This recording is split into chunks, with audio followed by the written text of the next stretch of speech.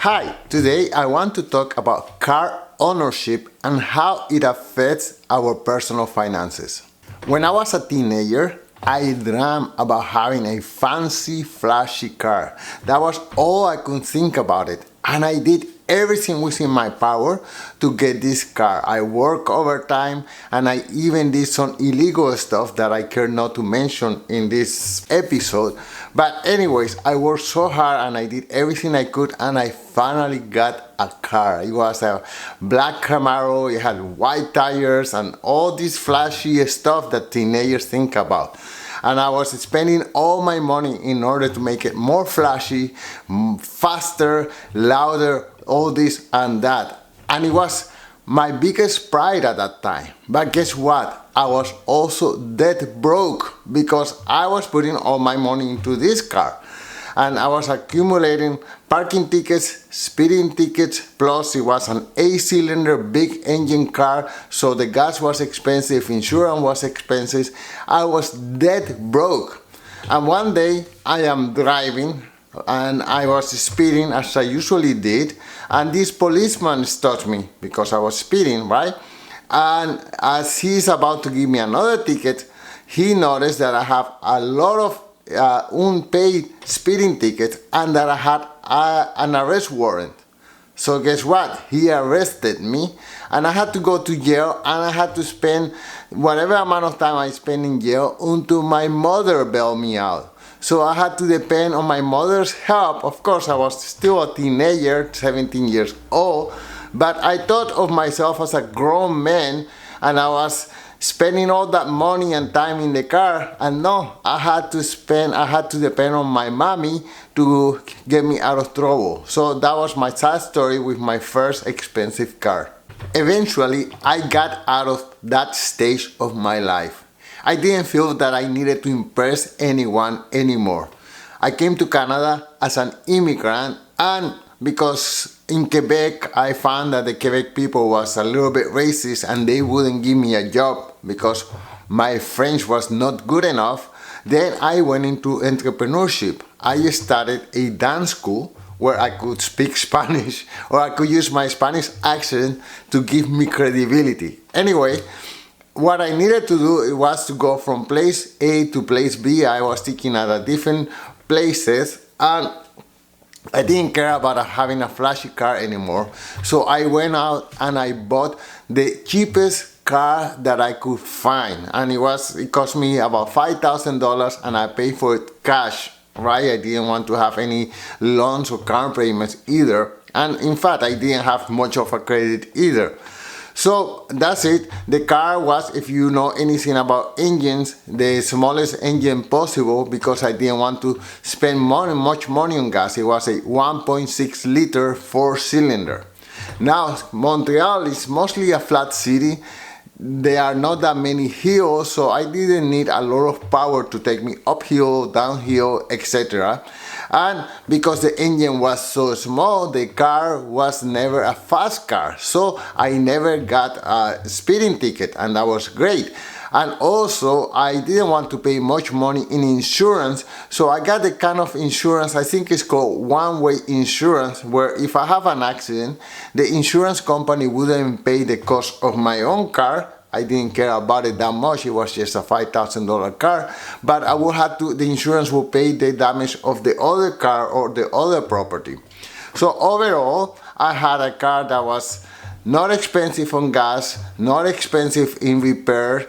It would take me places. I never got a speeding ticket and I saved lots of money in insurance. So I was way better off having this POS car, this ugly second-hand car, than I was before when I had a flashy, fast, powerful car. So that was the moral of the story. I was much better off going cheap than going expensive. Many people fear buying a second-hand car because they are afraid that the car will break down in the middle of the highway in the middle of the night.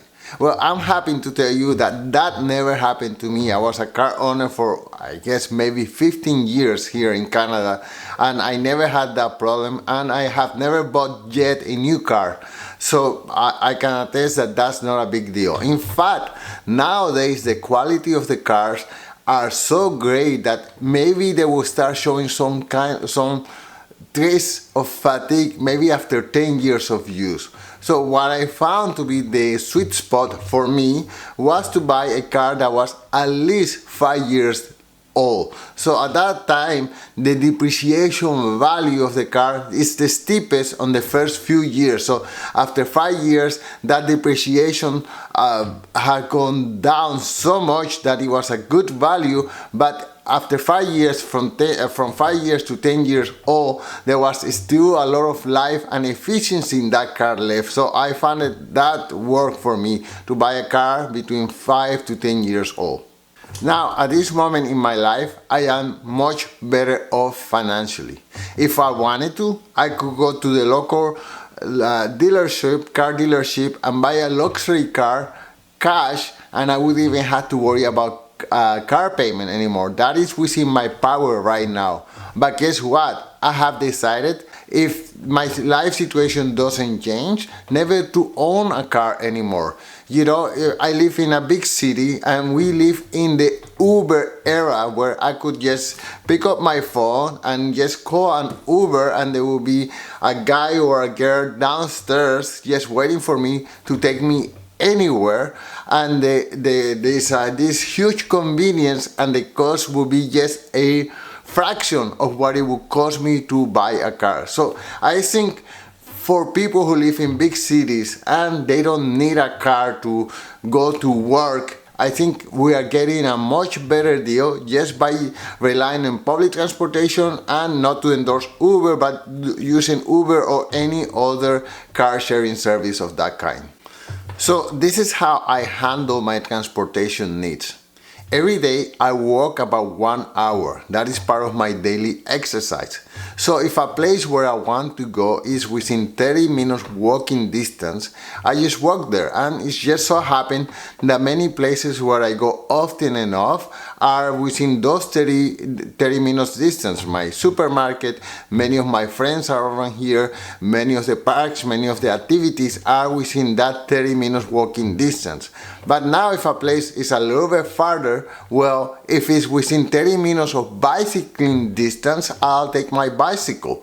And then if a place is farther than that, well, if it's within a public transportation range, I'll take the metro, I'll take the bus. And then if a place is outside of the network of public transportation, then I rent one of these car sharing cars, or I'm part of this car sharing community where I can borrow a car for the equivalent of $10 an hour. So usually I borrow a car about twice a month, because twice a month I go to see friends that are outside of the public transportation range, and let's say 4 hours one time and 4 hours another time, I practically pay $80 Canadian for transportation every month. So look at this, I don't have to worry about parking, I don't have to worry about change of oil, insurance, I don't have to worry about any of that, and I can go practically anywhere within Canada. I can borrow cars for longer periods of time, but I can go practically anywhere, and the maximum I will pay is $10 an hour. So that is fantastic. Now I'm not sure if you live within a metropolitan area and you don't need a car to go back and forth from work, assuming that work is not within the range of public transportation.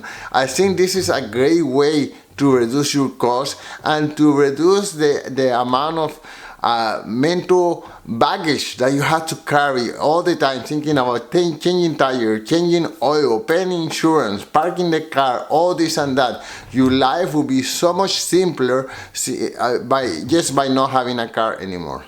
Many people use car ownership as a status symbol. Okay, so if they have a fancy car, they want to display that they are higher up financially.